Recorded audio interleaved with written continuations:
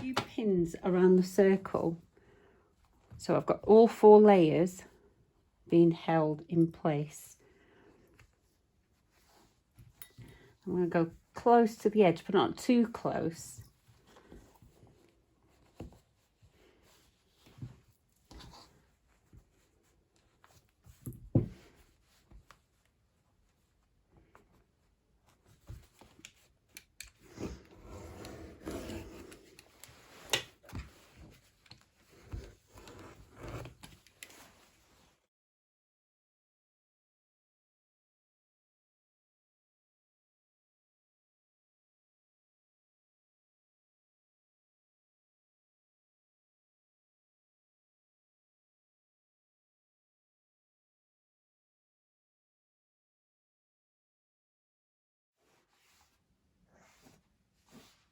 Okay, once we've done that, let's open this up and we can cut some of our squares out.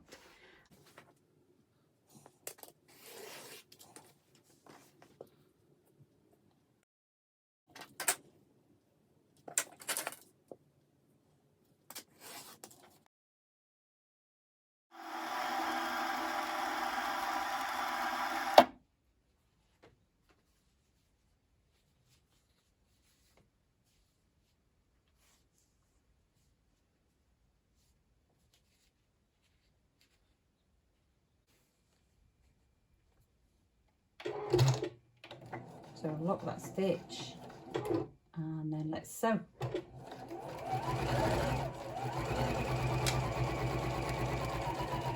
All the way to the end and lock that stitch there. Okay.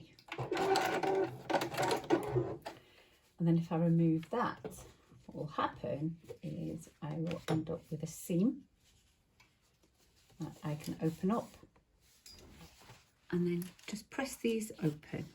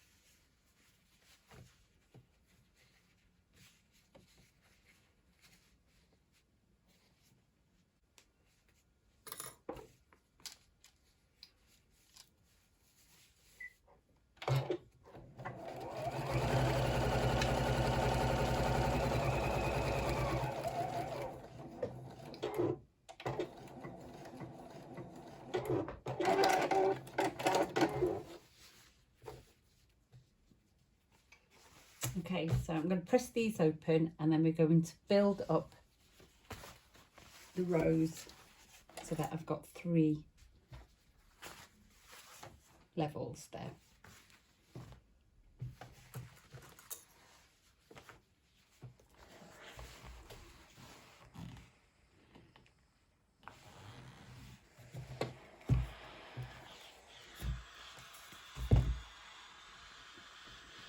Okay, so now I've got these panels, I'm going to put them good sides together and I'm going to just sew a straight line all the way down, making sure I catch the ends of these.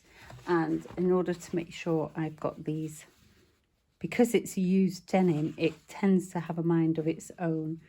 So what you want to do is be careful to make sure that you are matching the lines up. And you can either use a peg or grab a pin. And I'm going to put pin in the seam like that, and then make sure I catch them all as I go down.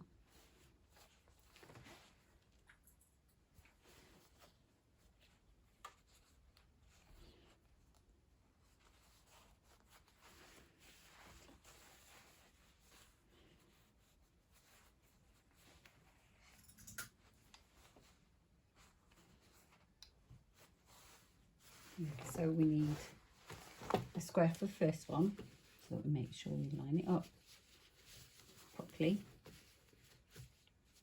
and we join in the right place. There we go.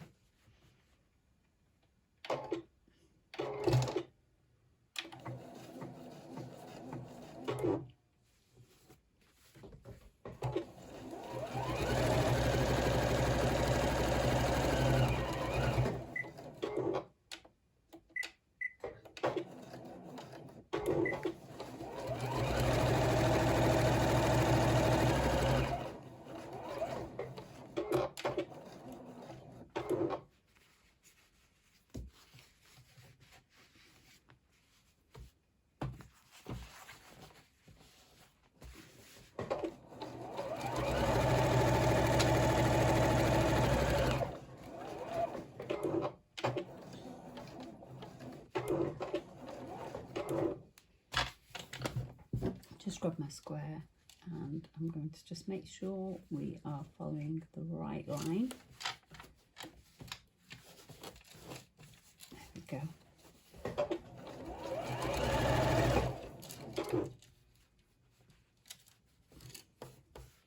Circle's just gone a bit awry there. There we go.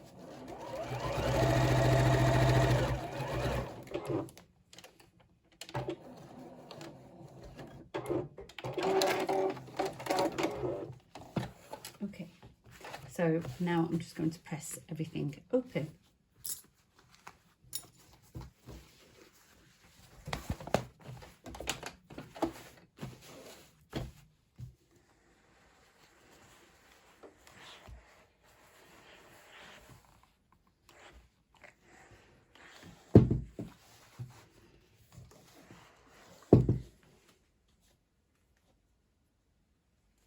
Okay, now the next thing we want to do is just fill up these empty areas with these squares, and they should fit nicely, perfectly. And it's actually seeming like that they might be too big. And then what we'll do is go over them with a sort of a nice decorative edge, a zigzag maybe, or I don't know, a straight stitch, but something to hold it all in. I want to use it as a mat, so I've got some in-our foam, some Bozal in-our foam, which is there, and then I've got a cotton backing. Because I like the shape of the circles, I'm actually going to sew this down around, rather than turn it into a square shape. I'm going to sew around the circles, so I'm going to do good sides together. So we need to make sure all these petals as they are. So what I'm going to do is I'm going to flip it over like that. I'm going to put good sides together. You'll have seen that I've done this on a sewing machine mat before. And then I'm going to place that like that.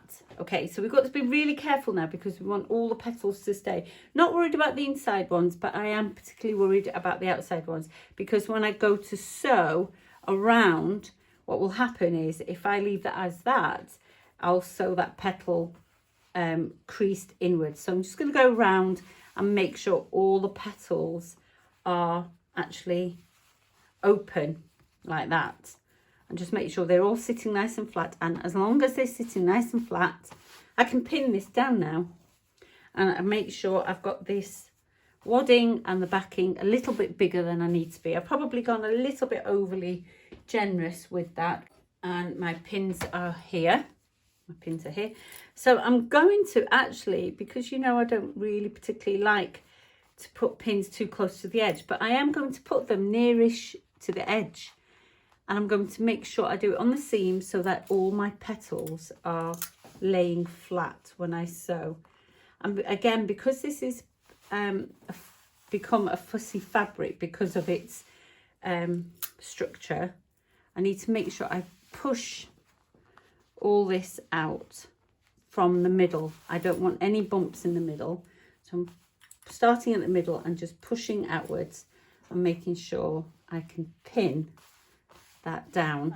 So what I'll do is I'll leave an opening between here and here. So I'm going to mark that. Let's make the hole 15 centimetres. If we make it 15 centimetres, I definitely know it will work. I've got to use the extra thrust on the machine to find our outer markings. So start from there. And I'm just going to use, the outside of my foot. So this bar here, just the outside of a foot to guide me around the shape of the mat. What I will do is lock my stitches. So lower the press foot, lock your stitches, and then I'm going to slow the machine down because I'm going around curves and it is tricky to go around curves. Let's do this. Now, this might seem painstakingly slow for some of you, but when you're a beginner, it's fine. And what I'm going to do is when I get to that seam, I'm going to stop. So when you get to the seam line, and that point there, stop, because what happens is the shape of the curve changes. So I'm going to lift up, press a foot, and I'm going to change the position of my foot like that. And I think I'm a little bit more confident, so I'm going to speed things up a little bit.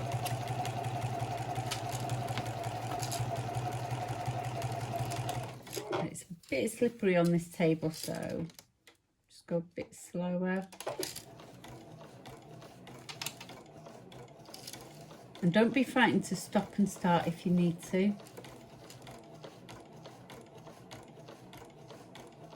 because you want a lovely shape at the end of this.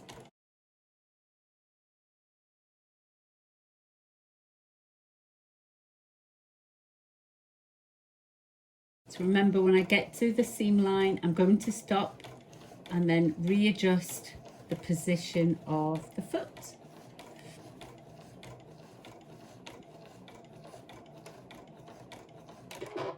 One more stitch. There we go. Lift up the press foot. So you can see, don't know if you can see, the first curve is done. And we can carry on all the way around just like that.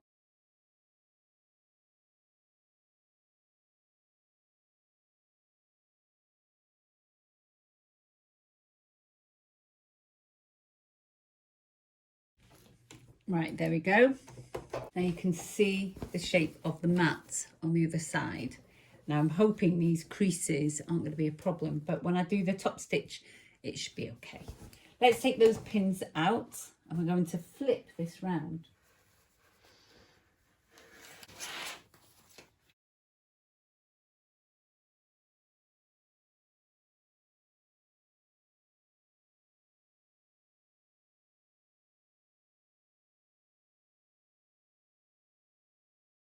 We want to clip this foam because it's quite thick. We want to make sure we get right into those peaks or valleys like that, and then do lots of little snips up to the sewing line all the way around.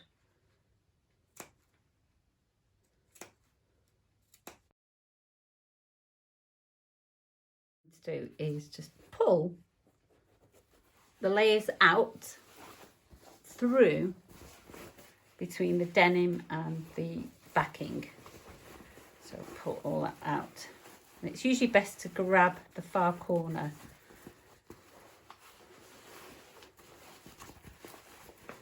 Like this. This is where the magic happens.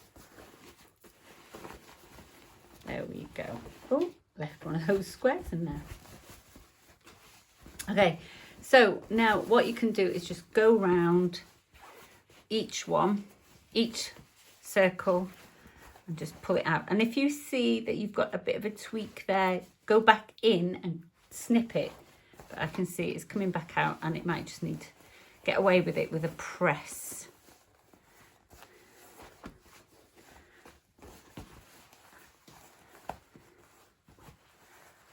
Okay.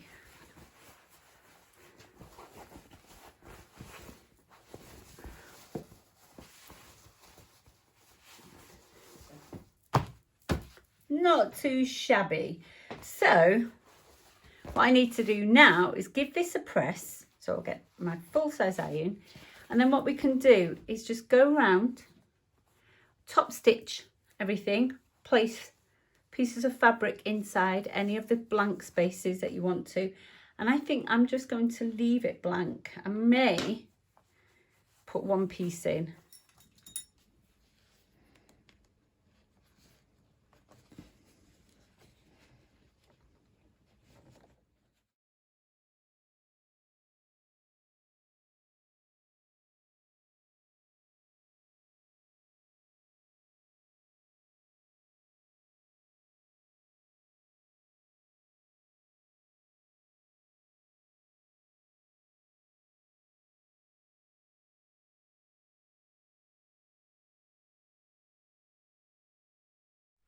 So watch this.